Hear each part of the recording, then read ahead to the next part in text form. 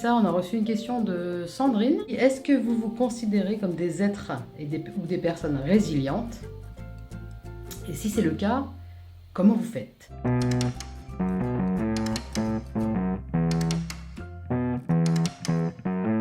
knocking on your door. I know you're there inside. Don't you wanna come out and play? So get up off the floor. The sun is in the sky. Don't you wanna come out and play? Ah ouais, c'est une sacrée question ça. Tu veux répondre? Premier truc qui m'est venu, c'est qu'est-ce que ça veut dire résilient? Tu vois, parce que j'imagine qu'il y a peut-être des gens qui savent pas. Bah carrément, parce qu'en plus c'est comme conscience, esprit, âme, mental. Chacun a sa définition, je crois. Donc on peut déjà toutes les deux essayer de se mettre d'accord sur la bonne définition de Alors, résilience. Pour moi, la résilience, c'est comme une espèce de traversée d'épreuves. Et puis, c'est comment on récupère après la substantifique moelle. Ce que je veux dire, c'est que si tu traverses une épreuve, un gros deuil ou quelque chose comme ça, et que tu as été voir en toi toutes les peurs, toutes les émotions de désespoir ou de tristesse ou de choses comme ça, et que tu en ressors plus fort.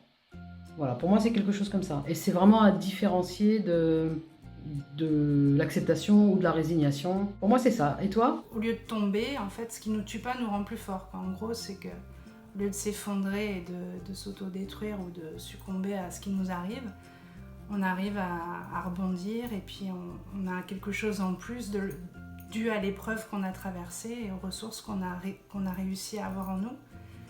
Et du coup, on peut aborder la vie avec plus pas de légèreté, mais plus de confiance et plus de force, parce qu'on est aguerri en tout cas d'une épreuve en tout cas.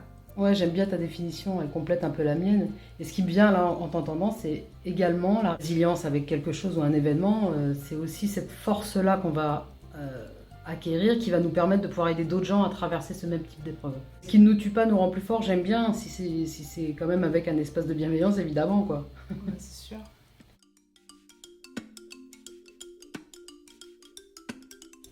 On va dire que moi, oui, je me considère comme un être résilient, mais c'est pas moi toute seule qui m'en suis rendu compte. Parce que comme tout le monde, au début, je savais pas trop ce que ça voulait dire. C'était à la fin de mon cursus de sophro. Les 2 dernières années, c'était des études spécifiques pour tout ce qui est autour de la psychologie, on va dire. Et c'est là où j'ai entendu la première fois que j'étais un des plus grands cas de résilience de la personne qui nous formait. Donc ça faisait 30 ans qu'elle était psy, qu'elle avait une structure, donc ça m'a un petit peu fait peur. Je me suis dit, mais pourquoi elle me dit ça? C'est pas moi. Qu'est-ce que j'ai fait? Qu'est-ce que j'ai dit? C'est pas de ma faute. Non, j'ai rien fait, je suis normale, madame. Et en fait, après, elle m'a expliqué que, vu mon histoire, mon enfance, mon parcours, bah, j'aurais jamais dû finir comme j'étais aujourd'hui. C'est là où j'ai commencé à m'intéresser à la résilience. Et j'ai découvert que c'était un truc chouette en fait, c'était un compliment. Oui, c'est ça, mais non, je suis pas résiliente, cool. Ça va pas ou quoi? C'est pas. La première fois, ça m'a fait un peu bizarre. Et donc oui, donc je me considère comme étant résiliente, puisque effectivement, des blessures de mon enfance, des traumatismes liés à une enfance difficile,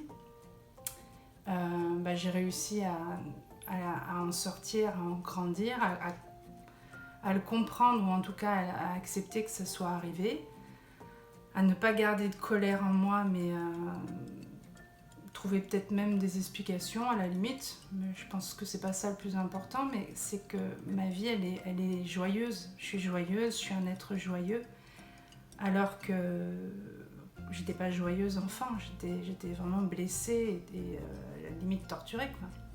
Donc du coup, oui, j'estime que je suis un être résilient. Oui, je peux témoigner en tant que ton amie, que vu le passé que tu as eu avec ta mère notamment, c'est incroyable que tu puisses donner autant d'amour aux gens et avoir développé cet outil là pour aller voir son enfant intérieur et la maman que tu es aujourd'hui, la maman universelle que tu es. C'est vrai que tu as un magnifique cas de résilience. Merci. Je suis un être de résilience, parfois oui, avec certaines choses, je crois que Pour moi, c'est pas une qualité intrinsèque qui dure tout le temps. Il y a des événements, on va pouvoir développer de la résilience avec ça. Et donc, oui, il y a des événements pour lesquels je suis résiliente et il y en a d'autres pas encore. Je suis en chemin. Je comprends le concept de résilience dans le sens, je le traverse, je comprends des choses, j'en sors plus forte. Voilà. En général, on va dire que j'apprends de mes leçons. J'apprends des épreuves et effectivement, je suis comme toi, je suis quand même un être joyeux, donc c'est un des signes de résilience, un signe certain.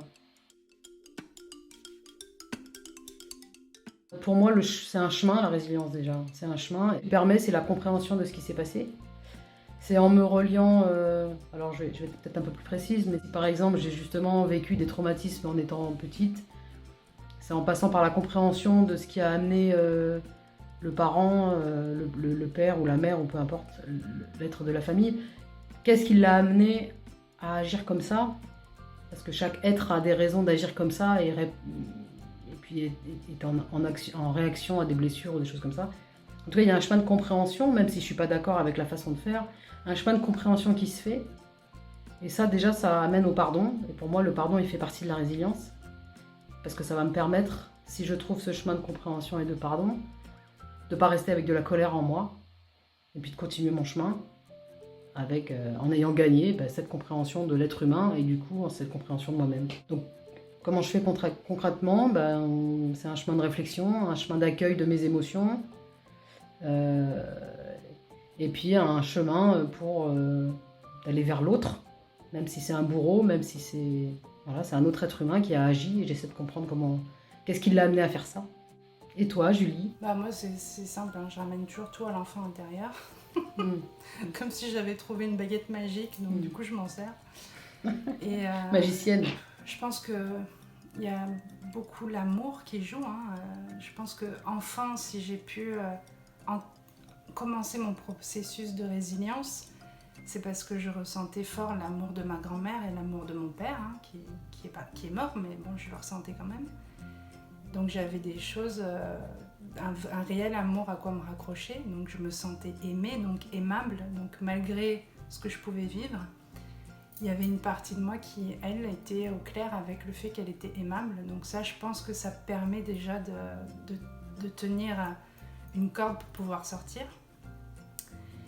Et après, par la suite, ça a été le voyage. Le voyage, ça fait grandir. C'est une des meilleures thérapies que je connaisse parce que on se redécouvre soi-même, on sort de l'aéroport, on a le droit d'être qui on veut. Donc qui on est vraiment peut émerger un peu plus. On rencontre des gens complètement différents, des mentalités différentes, des cultures différentes, donc c'est vraiment riche, ça apporte beaucoup, je trouve. Et après, mes outils, ça a été la sophrologie, parce que moi j'étais tellement barrée, si on peut dire, mais tellement dans l'imaginaire, tellement mystique. La sophro, c'est quelque chose qui m'a permis de me rassembler, de m'ancrer, de m'incarner, de bien ressentir mon corps. Donc ça a été vraiment mon premier pilier thérapeutique, vraiment, on va dire. Donc avec la sophrologie, je comprenais pas mal de trucs, donc le pardon, voir les choses sous un autre angle. Mais là où vraiment j'ai compris et ressenti ce que c'était la résilience, c'est quand j'allais libérer un enfant intérieur, quoi.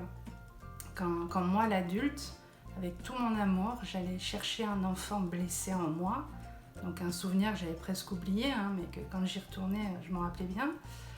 Et de le prendre et de le sortir de là et de lui dire que ça y est, quoi, je suis là et moi je vais prendre soin, moi je suis là et moi je vais l'aimer, je vais le protéger, cet enfant, il peut revenir se mettre dans mon cœur, il peut réintégrer ma lumière. Waouh, ça c'est vraiment les plus grands cas de résilience que j'ai vécu et c'est systématique à chaque fois où il y a même plus besoin de comprendre, ça va même plus loin que de pardonner du coup pour moi, parce que c'est presque comme si ça n'avait pas existé du coup. Donc ça a existé, j'ai toute la richesse et toute l'expérience du fait que ça a existé, mais la blessure, elle est repartie comme à l'origine, c'est-à-dire l'enfant, il en sort presque intact. Et donc pour moi, ça c'est vraiment un chemin de résilience super, quoi. Enfin voilà comment moi je m'y prends en tout cas. Merci d'avoir dit comment tu fais. N'hésitez pas à poser des questions, ça peut être n'importe quel sujet. Si vous voulez des réponses de coach, thérapeute, coach de vie, sophrologue, tous les outils qu'on a, c'est avec plaisir qu'on se met à votre service en répondant le mieux qu'on peut à vos questions, toutes les deux. Exactement, avec les couleurs de chacune et puis en restant des êtres humaines. Et ben on se dit à la semaine Bah oui, prochaine. alors. à la semaine prochaine.